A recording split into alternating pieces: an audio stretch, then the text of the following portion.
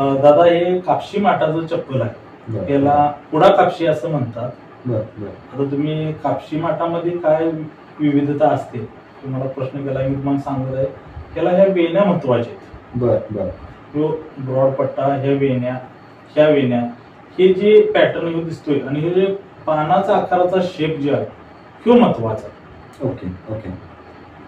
कापशी माठाला हे प्रॉपर आपण जेव्हा पायामध्ये घालतो तेव्हा कोणत्याही साईडनं असं की बाहेर पाय पडला किंवा आत पाय असं नाही, प्रॉपर बसलं पाहिजे.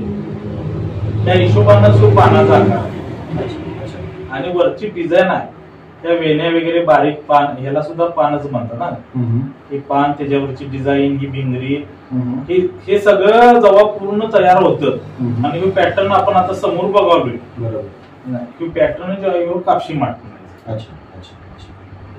आता ह्याच्यामध्ये जर बदल असला तर ते कसं, आता समजा की याला वेण्या नाही तर ते कापशी माठ होऊ शकत नाही. बरोबर बरोबर, अगदीच अगदीच. त्या वेणीमुळे त्याचं नाव कापशी माठ आणि ही डिझाईन, ही प्रॉपर शेप, हे कापशी माठ. Okay okay.